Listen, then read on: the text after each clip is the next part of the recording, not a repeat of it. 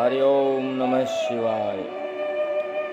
श्रावण मास महात्म के तृतीय अध्याय में सनत कुमार जी ने भगवान शंकर से पूछा कि आपने व्रत समुदाय का उद्देश्य बताया, परंतु मेरी जिज्ञासा शांत नहीं हुई। आप विस्तार पूर्वक इन व्रतों को बताने की कृपा करें। सनत कुमार की प्रार्थना पर भगवान शिव कहते हैं कि जो भक्त श्रावण मास को नक्त व्रत करके व्यतीत करता है वो संपूर्ण वर्ष इस व्रत का फल भोगता है। दिन की समाप्ति से 3 घड़ी पहले रात्रि भोजन को नक्त व्रत कहा गया है। नक्त व्रत भोजन में सूर्यास्त से 3 घंटे पहले के समय को छोड़कर के शेष समय लिया जाता है। सूर्यास्त से पहले 3 घंटों को संध्या काल कहा गया है और संध्या काल में आहार, मैथुन, निद्रा, स्वाध्याय करना वर्जित है। हे सनत कुमार, अब मैं तुम्हें गृहस्थ और सन्यासी के भेद के नक्त व्रत के भोजन की 2 प्रकार की व्यवस्था बताता हूँ, सुनो। जब सूर्य देव के मंद होने पर अपने शरीर की छाया दुगनी हो जाए, उस समय को सन्यासी के लिए नक्त भोजन व्रत कहा गया है। शास्त्रों में गृहस्थ के लिए नक्षत्र के उदय होने पर रात्रि भोजन करने को नक्त भोजन व्रत कहा गया है। शास्त्रों में सन्यासियों के लिए रात्रि काल में भोजन निषिद्ध हो जाने से दिन के अष्टम भाग में भोजन करना बताया गया है। गृहस्थी को विधि द्वारा रात्रि में नक्त व्रत का भोजन करना चाहिए। सन्यासी, विधवा और विदुर को सूर्यास्त से पहले ही भोजन कर लेना चाहिए। पुत्रवान, आश्रय विहीन तथा स्त्री विहीन पुत्रवान विदुर को रात्रि में भोजन करना निषिद्ध है। श्रावण मास में नक्त व्रत करने वाले प्राणी उत्तम गति को प्राप्त होते हैं। श्रावण मास के प्रारंभ होने पर प्रतिपदा तिथि में प्रातःकाल मनुष्य ये प्रतिज्ञा करे कि मैं पूरे श्रावण मास ब्रह्मचर्य का पालन करूंगा और प्रतिदिन स्नान करूंगा। नक्त व्रत, रात्रि शयन, अन्य प्राणियों पर दया भाव रखूंगा। वह ये भी संकल्प करे कि यदि मैं इस व्रत के प्रारंभ होने के बाद और इस व्रत के समाप्ति से पूर्व मर भी जाऊं तो हे भगवान, उस स्थिति में आपके प्रसाद से मेरा व्रत परिपूर्ण हो जाए। नक्त व्रत करता हुआ प्राणी मुझे बहुत प्रिय लगता है।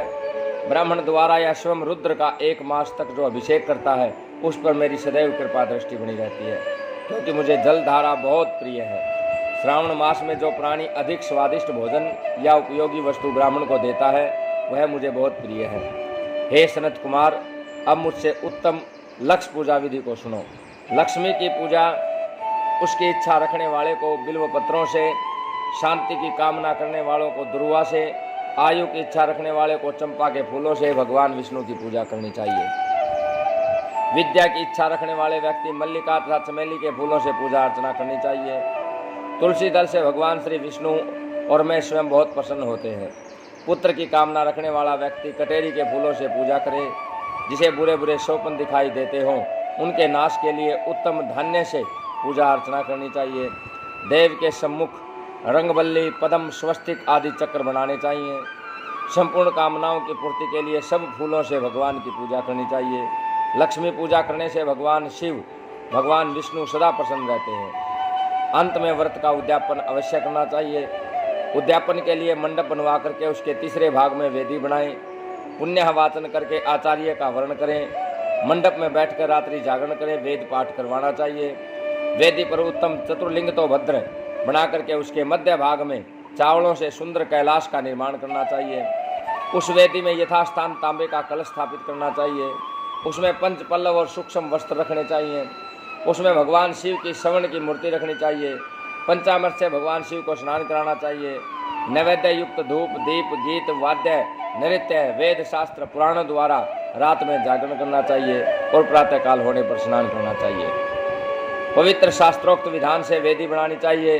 तिल, घी, पायस, मूल मंत्र, गायत्री, शिव सहस्र नाम से हवन करना चाहिए। जिस मंत्र से पूजन किया उसी मंत्र से हवन करना चाहिए। खांड, घी, चावल से हवन करें। हवन समाप्ति पर पूर्ण आहुति देनी चाहिए।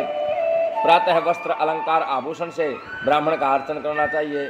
ब्राह्मणों का पूजन कर उन्हें दक्षिणा देनी चाहिए। जिन मंत्रों से भगवान शिव की लक्ष्य पूजा की है उन चीज़ों को दान करना चाहिए।